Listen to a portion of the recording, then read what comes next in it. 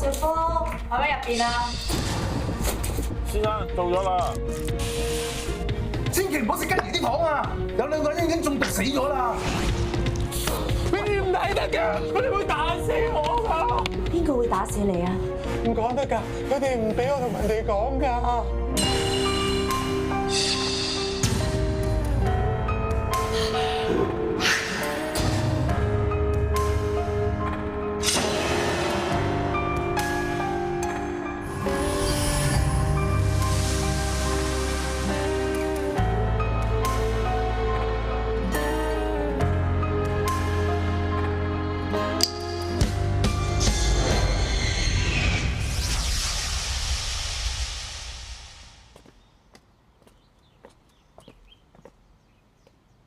有冇人啊？睇嚟上次個李保安唔喺度啊！咁而家點好啊？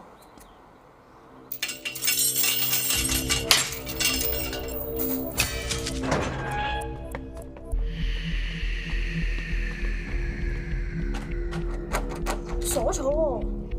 咁唔爭在。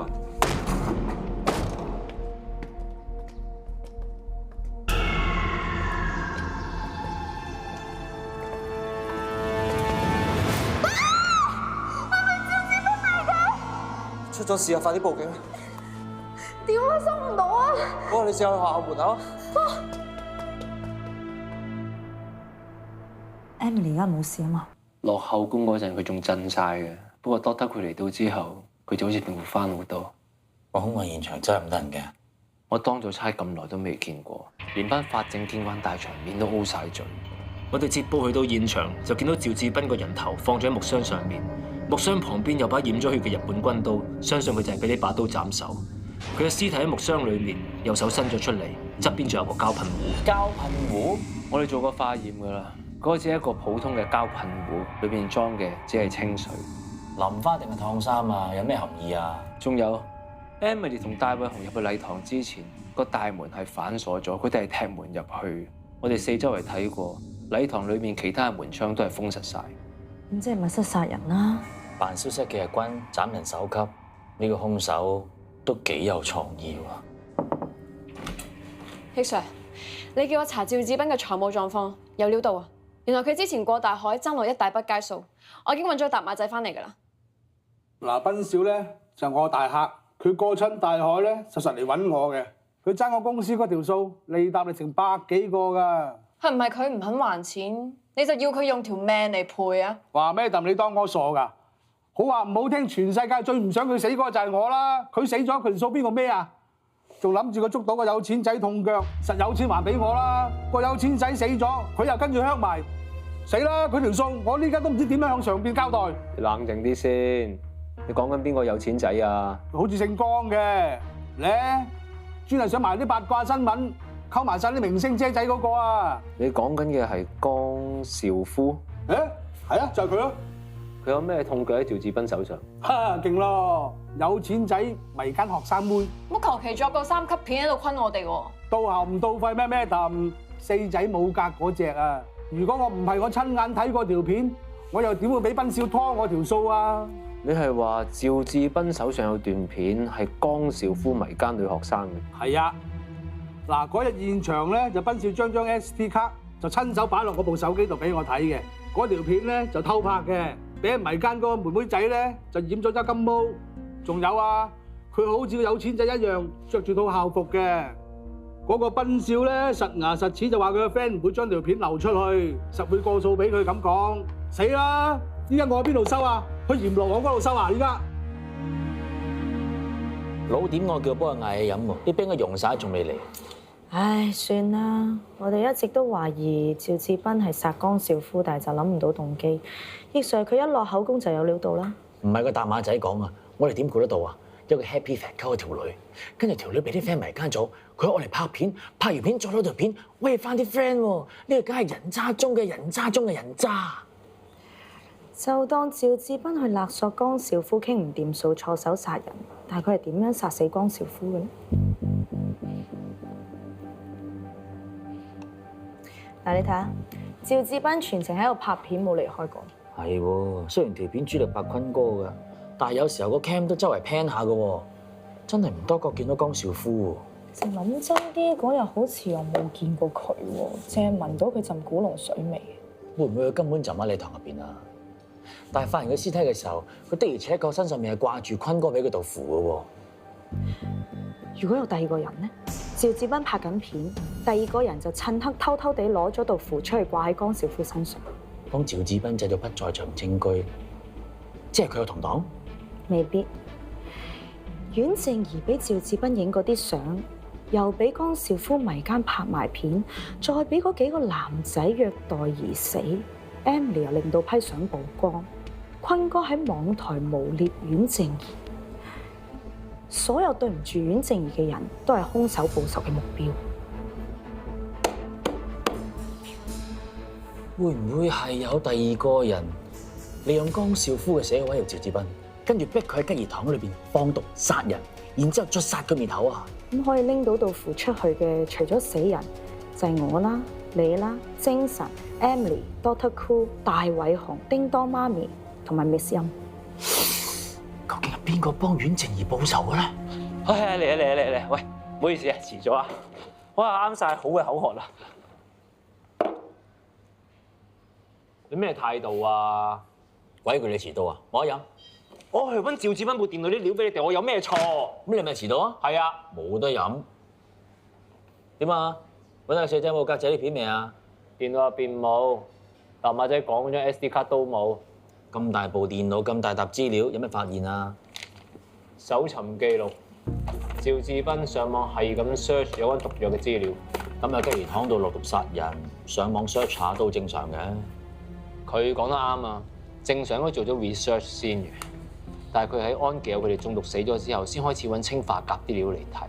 早2日仲 search 過一種叫做 VX 嘅毒藥，吸入少量就足以致命嘅 VX 毒劑。仲有手機記錄，江少夫死咗之後，趙志斌收到幾個用同一張太空卡打嚟嘅電話，即係打呢幾個電話嘅人，好有可能就係幕後兇手啊！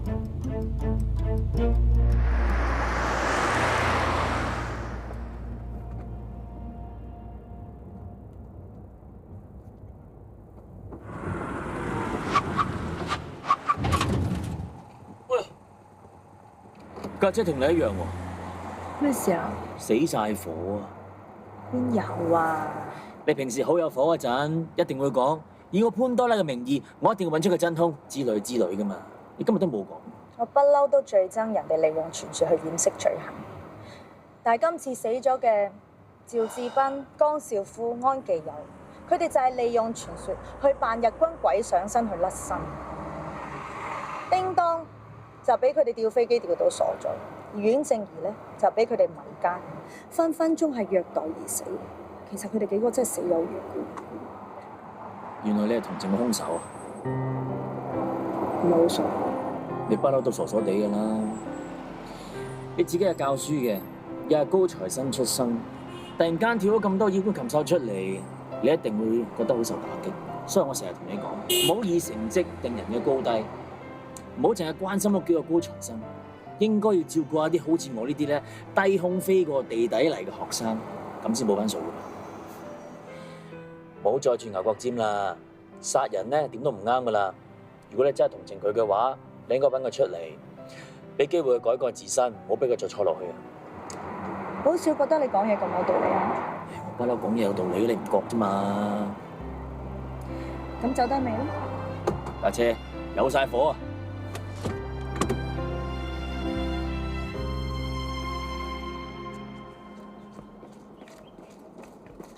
！Emily 姐，放咗幾日假，終於翻學啦！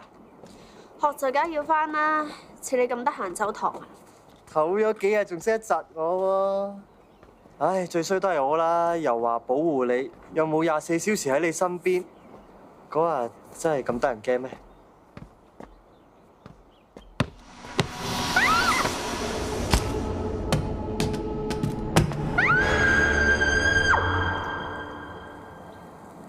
點啊？好啲未啊？究竟咩事啊？頭先個波碌到我面前，我諗起趙志斌個人頭啊！你唔好再諗啦！唔得啊，我冇得唔諗啊！我根本就忘記唔到。我呢幾日一合埋隻眼，嗰一幕就出現咗喺我腦入面。一開始我見到趙志斌個頭就喺個木箱上面，我都好希望呢一個係魔術。我以前都有玩過呢一個人頭魔術，但係今次唔係幻象，係真嘅。趙志斌個頭真係碌到我面前啊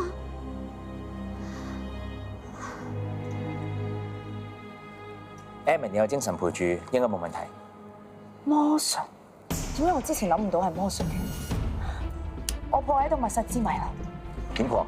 如果我冇估錯，可以做到呢樣嘢只有一個人。叮當幅畫，我要睇叮當幅畫。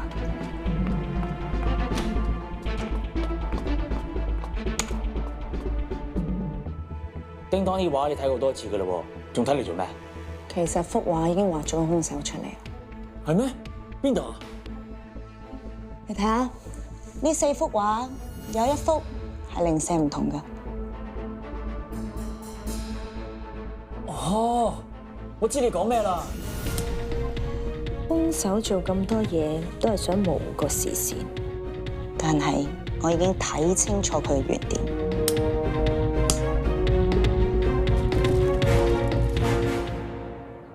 靜怡，傷害得你最深嘅人都已經死咗，心情有冇好啲啊？我知點解，明明係我對你唔住，我都仲未死。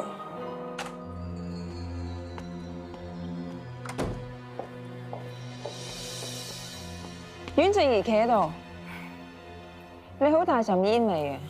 你又喺廁所食煙啊？你一係咧就捉到我正，而家無憑無據咯喎，咪不得就屈啊！你係咪要揾埋李 Sir 一齊嚟搜你身揾到證據，你先肯認啊？喐啲人就識得揾李 Sir，唔通你哋兩個有嘢？阮靜怡，我做得你班主任咧，就要對你負責任。可能依家你覺得自己好威，但係如果你繼續係咁嘅話，冇人會幫到你㗎。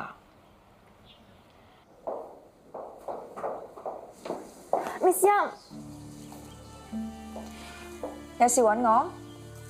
因為個趙志斌真係中意我，佢叫小夫迷姦我，我都可以算啦。但係啲相啊，啲相一定要攞翻，Miss 你幫我唔想再俾佢威脅，我唔想再佢虐待我，我求下你啊！放心，我一定會幫你嘅。阮靜怡話 A 班嗰幾個高材生追佢、迷姦佢、虐待佢，講都唔會有人信啦。唔係啊，李 Sir，我真係見到佢成隻手都係傷痕啊！嗱，你都要教 F 班㗎啦，你都知道佢哋中意玩界手，我淨係信阮靜怡會影床照咯。咁佢有冇講大話？等警察去查咯。嗱，報警咧只會將件事揚開去嘅啫，啲傳媒咧一定會啄住我哋間學校唔放㗎啦，到頭來咧只係會令到學校聲譽受損㗎咋。咁但係林醫生，阮靜怡佢好蠱惑㗎。嗱，上一次我要記佢少過，佢拋我啊！委告我性騷擾啊！嗱，所以我咁寫包單，一定係趙志斌佢哋班人咧得罪咗佢，所以咧佢就作個故事出嚟屈佢哋。阮靜怡，如果你報警，最後都係發現你講大話，警方唔單止會告你浪費警力，學校都會記你大過。我真係冇講大話。之前李 Sir 記你少過，你係咪威脅過話會告佢性騷擾啊？我嗰次講下啫嘛。咁即係真㗎啦。真係點啊？即係你而家唔信我咯喎？唔係我唔信你啊，而係你值得有人信息㗎。得，唔好再講啦。仲以為你啲咩班主任，以為你真係會攞個心出嚟幫我。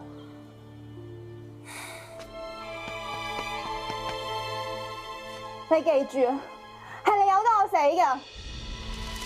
調到成個操場都係你嘅相，到你喺達德道吊頸自殺，我先信你冇講大話。明明係你信我先至嚟揾我，我偏偏唔信你，我唔配做你班主任。所以你就為咗贖罪，設計殺死江少夫同埋趙志斌。你哋點解會喺度㗎？我哋係專登嚟揾你㗎。我哋已經喺你學校嘅櫃桶度揾到涉案嘅氰化鉀同埋太空卡。咩氰化鉀？咩太空卡？你為咗幫阮靜怡報仇，喺啲吉儀堂度落氰化鉀，再用太空卡打電話俾趙志斌，操控佢落毒殺人。我諗你哋搞錯啦！阮靜怡嘅死我好內疚，但係我唔會因為咁而殺人㗎。而家唔係事必要你講，除非你想講，但你所講嘅，我會用紙筆記低，將來作為呈堂證供。任如意女士，你而家涉嫌謀殺，我哋要正式拘捕你。唔該，我哋約咗 Madam 啊？邊位 Madam 啊？ Madam Check 啊？等等下，你哋到齊啦，又會咁急叫我哋落多次口供嘅？因為單 case 有新進展，我哋想盡快落 charge。係咪拉到人？真係捉到兇手啊？呢個我哋唔方便透露咁多。Sorry 啊。喂，喺任如意屋企揾到嘅證物送晒去證物房啦，係嘛 ？OK。啊係啊，聽日易 Sir 會帶隊去達德嗰度抄張 SD 卡，睇你一定有排搞。係咁先，拜。你哋拉咗 Miss 音啊？呢個遲啲你哋就會知㗎。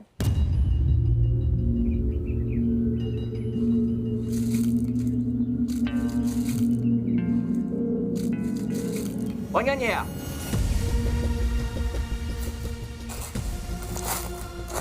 係咪揾緊啲 SD 卡啊？我上次嚟完之後，好似跌咗隻錶，我諗住執翻啫嘛。仲做戲？我哋揾啲 SD 卡都揾咗好耐。你哋？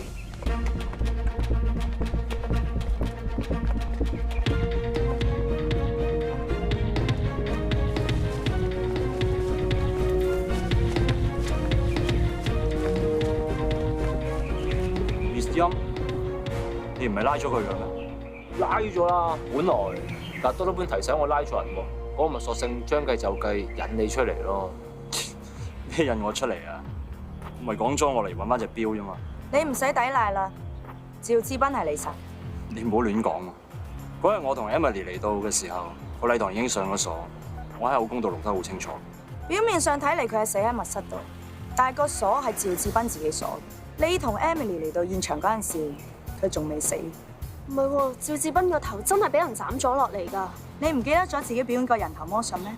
個木箱設計就好似清朝宮女嘅敦鎖刑具，上面有個窿係可以卡住犯人個頭。只要將啲血沾喺頸部同埋雙面，就可以製造出俾人斬頭嘅假象。但係佢個頭之後真係碌到我面前㗎。你都識得話係之後啦。戴偉雄，你一直都用太空卡去打俾趙志斌，用神秘人嘅身份操控佢做嘢。佢幫你派埋吉兒之後，你就叫佢將自己反鎖喺禮堂，等你同 Emily 去到現場，確認到係密室先至破門而入。你又明知呢度係電話收唔到信號，所以你等 Emily 見到佢人頭之後，就叫佢去報警洗走佢，再趁呢個空檔真正斬趙志斌個頭落面。都諗得幾完善啦，但係趙志斌點解要蠢到企喺度俾我殺？如果趙志斌並唔知道自己係嚟送死咧，佢就係聽神秘人講喺度扮死人等埋伏，揾機會殺你同 Emily。當時趙志斌嘅下半身的而且確喺個木箱度，但係佢手上邊揸住一個裝過清水嘅膠噴壺，佢伸出嚟正正就係想偷襲你同埋 Emily。你都識講清水啦，趙志斌會唔會戇居到以為清水可以殺到人啊？但如果佢相信你所講喺水壺裏邊裝住嘅係曾經殺死政要嘅 VX 神經毒劑，神秘人上次喺雞兒度加入咗氰化鉀咁先進，令趙志斌相信神秘人就係一個毒殺專家。點會估得到佢口中所講嘅 VX 神經毒劑，原來只不過係 H2O。出咗事啊！快啲報警啊！電話收唔到啊！不過你試下去學校門口。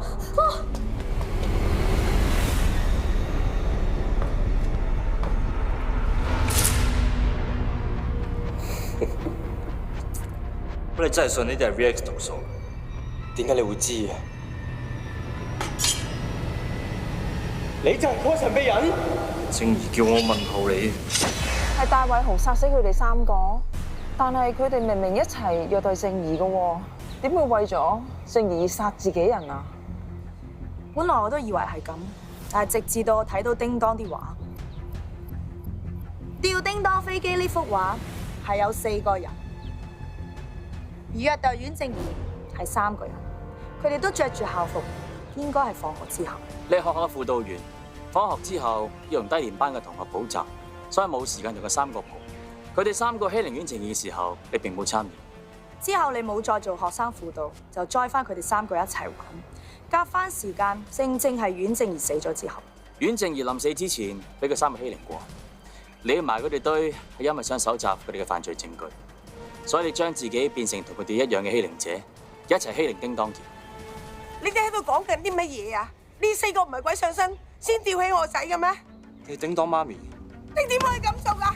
你害到我仔變成而家傻仔咁樣，你賠翻正常仔俾我啊！你叫我又點算啊？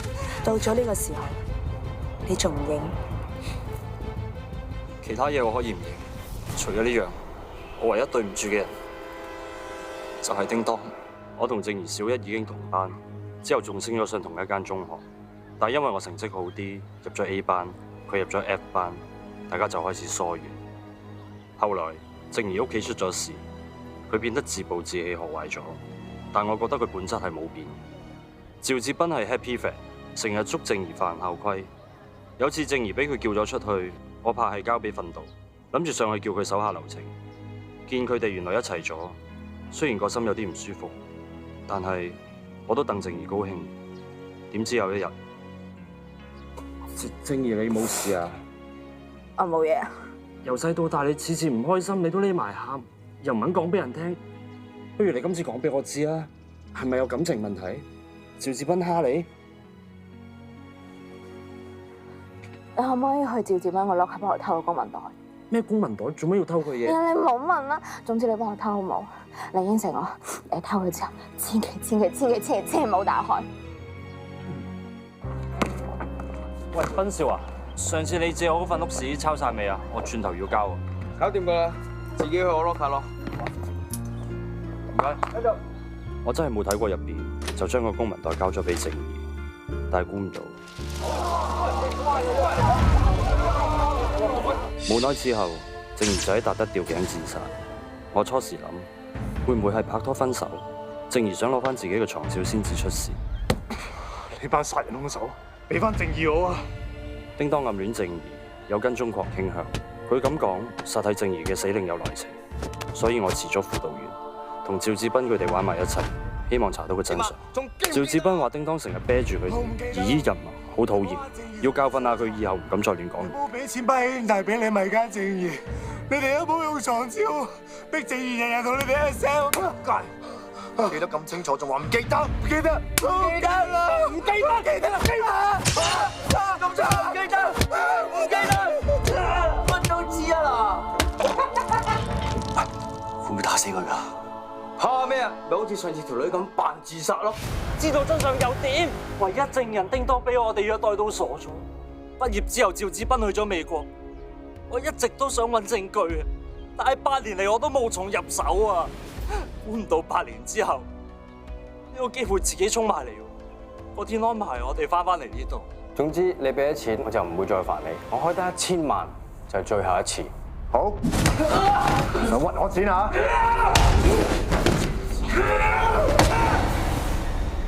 多謝趙志斌幫我殺咗江少夫在先，仲要留低咁大隻殺人嘅痛腳喺我手。你將江少夫條屍掛喺女廁入面，再喺禮堂度噴上大量嘅古龍水，之後將道符掛喺江少夫嘅身上面，目的就係想擾亂佢嘅真正死亡時間。唔係咁樣，趙志斌點會繼續幫我殺人啊？趙志斌同安琪有害死靜怡，抵死啊！嗰個神棍唱衰靜怡，更抵死啊！你覺得俾你殺嘅人抵死，咁李 Sir 關佢咩事啊？仲有啊，你將罪名推落無辜嘅美斯音度，咁樣同趙志斌有乜分別啊？你咪就為咗自己唔理別人嘅死活啦！無辜？佢兩個先至係最無辜啊！乜你以為我真係為咗脫罪咩？我係真係想殺死李 Sir 同埋 Miss 音㗎。你哋知唔知啊？佢哋本身有機會救到靜怡㗎，但係佢哋為咗保住校譽，為咗服從上司，佢哋睇住靜怡俾人欺凌致死啊！仲有我一路跟住校規做嘢，所以先搞到啲相飛到周圍都係。對唔住，靜怡死咗我都好後悔。Miss 音，你唔好自己呃自己啦。Emily 佢嗰啲真係有反省，所以我唔殺佢啊。但係你嗰啲後悔永遠淨係得把口㗎咋。叮當俾我哋調飛機嗰日，你親眼睇到㗎。點解你咁容易就信我哋係鬼上身啊？唔好話因為你見我哋係高材生，寧願信我哋撞邪了結咗件事就算。佢講嘅係咪真㗎？梗係真。叮當佢讀 F 班㗎嘛，成績冇咁好，咪由得佢轉校咯。高材生虐待同學傳咗出去唔好聽啊嘛！如果你當初真係對正義嘅死有後悔，你就唔應該咁容易放過我哋。你哋本來係有機會救到正義同叮當噶，但係你哋見死不救啊！你哋根本冇保護過學生，你哋唔配做老師啊！你同李 Sir 都只不過係巴卡亞路，你哋做緊嘅係平庸之禍。死八婆！要講嘅嘢我講晒，可以跟你哋走，但係張 SD 卡有正義條片，我唔希望佢留喺世上。我好想幫你，但我幫你唔到，因為張 SD 卡係呈堂證供，我一定要公事公辦。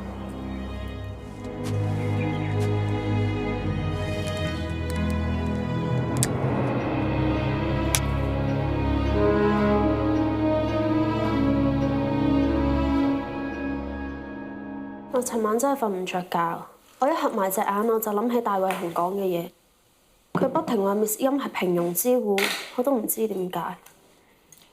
平庸之惡 ，The banality of evil， 係政治理論家鄂蘭提出嘅，意思係人身處喺唔道德嘅體制入邊，有時就算明知做嘅嘢係錯，但係都唔會提出質疑，甚至會默認佢、認同佢。即係咁。納粹士兵喺大屠殺嘅時候咧，濫殺無辜，但係咧佢哋唔會覺得自己唔道德嘅，仲會說服自己呢個係上級嘅命令，合理化成件事。大衛雄都講得啱嘅，無論係我、Miss 音定係李 Sir， 我哋三個一直以為跟住校規做嘢就係維護學校聲譽，其實根本就係自欺欺人。咁佢鬧你哋巴加亞魯又點解咧？巴加亞魯喺日文入邊係一句鬧人嘅説話，原本係用嚟形容一啲指鹿為馬、盲從附和嘅人。喺日本嘅文化入邊咧，就係一句最有惡意、最侮辱性嘅説話。我諗佢話我同 Miss 音係巴加亞魯，係因為一直以嚟我哋都係聽李 Sir 講，就算明知係錯都好，我哋都係盲目咁樣服從佢。阿大衛雄都有鬧自己做巴加耶魯，我諗佢自己好憎自己，怪自己幫唔到遠征。算啦，過咗去就唔好再諗啦，唔好太自責。不過咁，你放低唔到呢個罪惡感，我覺得你仲差我儀式，所以情緒上過渡唔到。不如咁啦，兩個拉姑燒假，幫我哋手做埋特呢個 project 咯。做咩執我口水咩？你又想射啲嘢俾 Emily 做啊？但係冇 Emily 姐幫手，我哋兩個真係做唔掂嘅喎。咁我本身又唔係真係咁忙嘅。咁我當你自願㗎啦，依家開始傾啦。白嘅嘢。題目我都諗好咗啦，就叫做由達德靈異事件嘅真相去睇平庸之惡。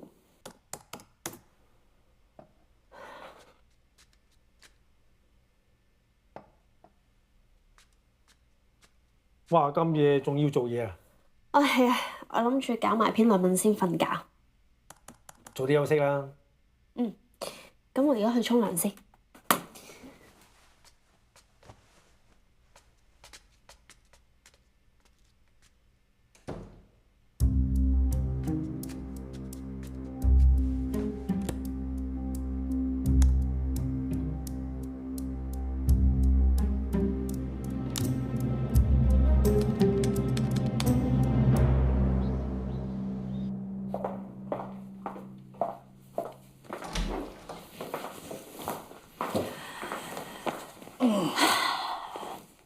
Dr. Koo 啱啱發表咗一篇論文，個題目係由達德靈異事件嘅真相去睇平庸之惡。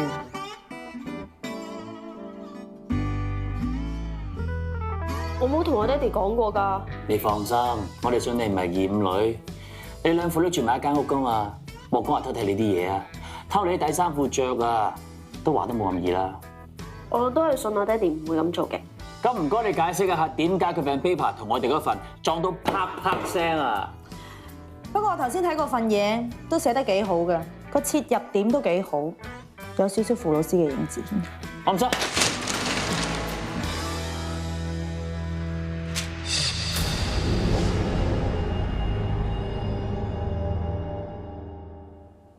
鄭連昌大人海上稱雄，仲咁有心響鯉魚門呢度興建天后宮。你同我睇下碑上邊係咪刻有日後子孫管業啊？正是日後子孫管業6個大字。嗱，苗族，我有幾個字，你同我寫入去鄭氏族譜入邊：三叉水溝，鯉魚踏石8尺高，黃沙是金子，祖先大事可重修。我要世世代代啲子孫都要記得呢4句話。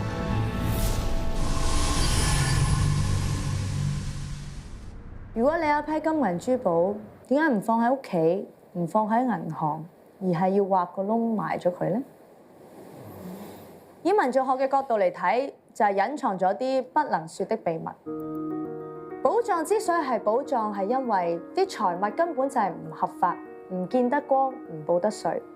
而香港最確鑿嘅寶藏就係呢個。日本投降之後，白銀丸號就載住漢奸同埋日軍喺香港掠奪嘅8噸黃金返日本，但係途中喺龍鼓灘對出嘅伶仃洋觸雷沉沒。咁我都可以試下去尋寶喎。你諗住點尋啊？潛落海尋？之前都有人自製過潛艇去揾過，但係冇收穫。講寶藏點會就係講日本仔㗎？識講就梗係講張寶仔㗎啦。難得副同學你咁積極有你想聽嘅書啊！好，香港最具傳奇色彩嘅就係張寶仔寶藏傳說。Emily， 張寶仔喺香港九龍離島係有超過10個寶藏地點嘅。佢嘅紅旗幫係專搶清朝嘅進寶船同埋商船。拆裝就分為天一份、人一份、地一份。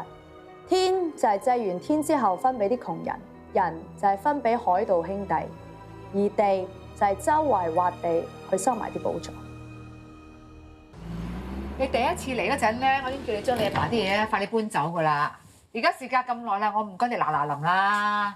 科巡姐啊，我又要翻工又要翻學，我好忙噶。仲有你個女啊，成日逼我交功課、交研究，我淨係忙到死咁就係我點落？得，呢個袋我俾你用嚇，唔該你快啲手，一車晒翻屋企，我幫你手咧，快啲嚟。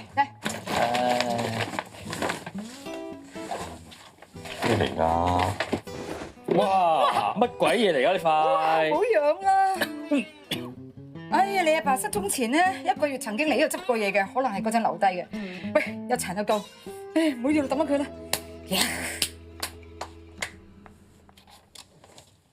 化驗所咩報告嚟㗎？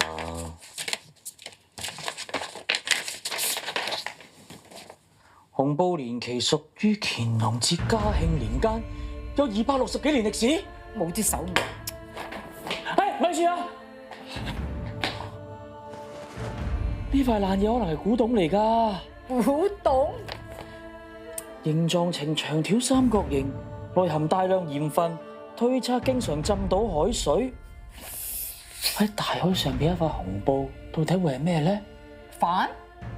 因為係旗啊？紅旗？紅旗幫？唔通呢塊就係張寶仔紅旗幫嘅海盜旗？屬於清朝乾隆至嘉慶年間，內含大量鹽分，推測經常浸到海水。你懷疑呢幅係傅老師揾到嘅張寶仔海盜紅旗？我有睇電視嘅，張寶仔喺嘉慶年間咧統治過紅旗幫嘅。雖然上邊冇大大隻字寫住個張字，冇張字咪啱咯。唔通啲海盜去打劫啊？擺明車馬喺支旗上面繡個名咁蠢咩？啲人見到掉頭走啦。咁啊得啦！呢一張9乘9就係張寶仔嘅海盜旗，收翻埋先。啊！喂，你話我老豆會唔會好似阿張九元同埋張九省咁，揾到阿張寶仔嘅收埋咗嗰啲寶藏啊嗱？我記得傅老師有組織過一個尋寶團㗎，但係嗰陣時我講緊論文，所以冇參加。Year 1、Year 2啲學生咧就參加比較多嘅。啊，呢度，你識唔識佢哋啊？畢曬業啦。不過呢個女仔咧，今年就翻嚟讀 MBA。商學院嘅風你都收到？唐子蒙喎，好出名嘅喎。不如咁啦 ，call 佢翻嚟，叫佢約埋其他人出嚟傾。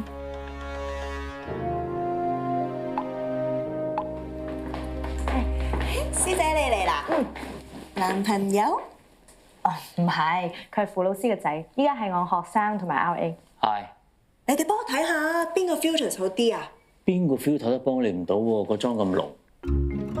咁我唔化啲濃啲嘅妝，又點同啲化妝產品 sponsors 交代啊？講明先啊，我咧就唔係嗰啲美容丐幫嚟嘅。雖然我都係有收錢，不過我係真心覺得好用，我先擺上網㗎。乜你尋寶 KOL 都會有彩妝 sponsor？咁我話晒都咁多 follower，實係大把客啊，俾錢俾產品我擺上網㗎啦。我想問7年前你哋嘅尋寶團咧，真係揾到張寶仔嘅寶藏啊？唔好講笑啦，我哋當年都唔係揾張寶仔寶藏嘅。但係傅老師筆記裏邊係寫紅旗幫寶藏喎。我哋揾嗰個咧係鄭連昌嘅寶藏啊！哦，原來係鄭氏兄弟。即係乜水啊？嗱，鄭連福、鄭連昌兩兄弟咧，就係鄭成功部下鄭健嘅曾孫。咁鄭成功撤退台灣嗰陣，鄭健就冇跟上大隊，做咗華南海盜。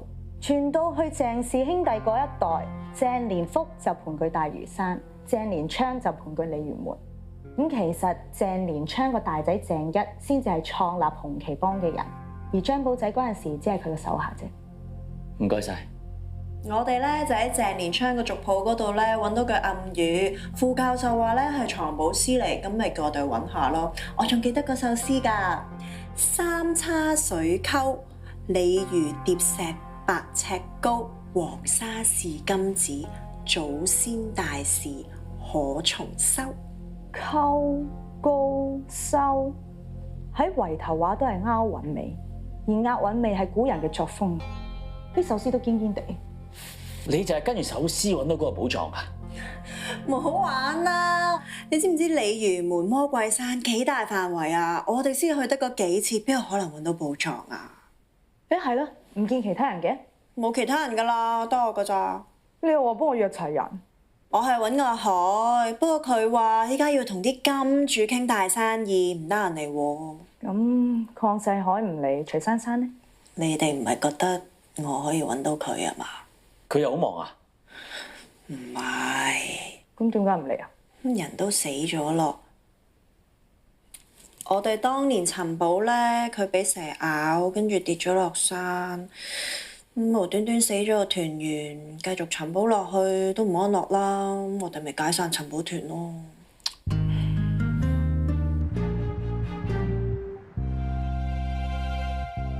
係咩啊？哇！你行到冇聲嘅。幾得意喎！咩尋寶遊戲嚟㗎？呢個咧就叫 Jewel Finding，中文咧就叫定向尋寶，興過好耐㗎啦。即係用 GPS 定位寶藏地點，咁咪即係星呢版嘅捉精靈咯。大概咁咯。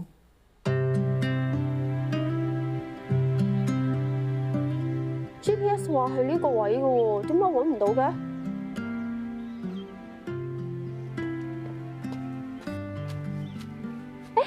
真係有喎！寶物咧？呢粒樓咪係咯。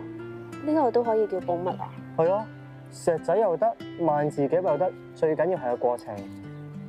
我開始知道呢一粒樓點解都可以叫寶物啦，因為自己揾嘅係唔同啲嘅。你而家入翻 App 入邊 lock 翻嚟，你自己揾到啦。你玩咗一段時間，揾到幾多寶物啊？好渣啊，揾得好少啊。咁大大咧？哇！佢玩咗成年，揾到成1000個寶物喎。佢係呢一年裏邊冒起得最快嘅玩家嚟㗎。佢話一齊揾真尋寶，即係咩嚟㗎？都係啲吹水唔抹嘴嘅嘢嚟啫。哇！嚇死我啊！個金戒指上面係咪刻住個鄭字啊？係啊。邊度嚟㗎？咪有個尋寶遊戲玩家話揾到隻戒指係古董啊寶藏咁咯。刻住鄭字嘅金戒指，有冇 details 啊？我撳條片俾你睇啊！呢隻戒指我會放翻原來嘅位置，我俾個 hint 大家揾，邊個最快揾到嘅，我咪將呢隻戒指豪俾佢咯。不過我要 set 少少嘅門檻，一條問題，呢隻戒指喺邊個海峽附近揾到嘅？哇！朱二醒嚟啫，擺明喺度自嗨啦，順理自求。似乎 Dr. Point 唔係咁諗喎。鄭連昌個藏寶詩入邊有一句黃沙是金子，會唔會埋喺泥沙入邊嗰個唔係金子，而係金戒指？冇咁啱啩？試下咪知咯。你輸入個答案，你原本睇下啱唔啱？啱喎，不過要輸入埋名同埋電話。得嚟。 Dr. Point 啊，你唔係諗住參加咩？唔排除嗰個大大真係揾到寶藏㗎。況且我哋都要幫傅老師完成份論文當係考察啦。你哋兩個都一齊去。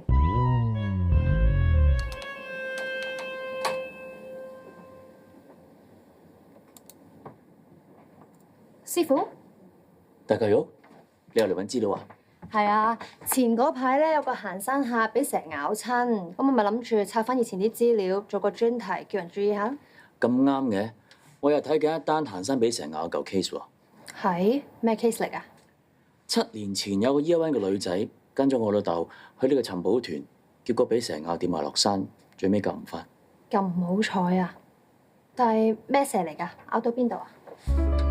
紅頸鼬，俗稱野雞殼，咬到女仔後肩呢個位。但係紅頸鼬呢一種蛇，嗰個牙喺個口腔後邊，咁毒牙要咬得好深先可以注毒嘅。係。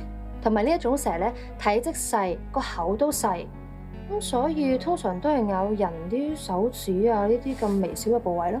你嘅意思係，即係佢俾蛇咬嘅情況唔自然啊？係有啲怪㗎。嗱，即係咁，咬手指好易，但係如果咬後肩，點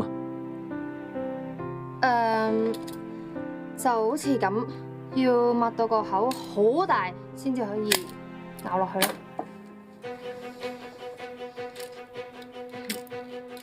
咁如果唔係條蛇主動咬佢，而係人為嘅咧，會唔會係有人將個蛇個口擘大咗佢，然之後將個毒牙用力壓落個女仔後肩度咧？你話他殺？唔通係為咗寶藏？不去知過去、今天、以後怎走更遠。所有的昨日埋藏了意義，不記得哪裏起點，明日便沒紀念。我是我，隨年隨月那片段，如當天的他不出現，如命運並未及時轉。這日誰來提示我，來渡過險惡與考驗？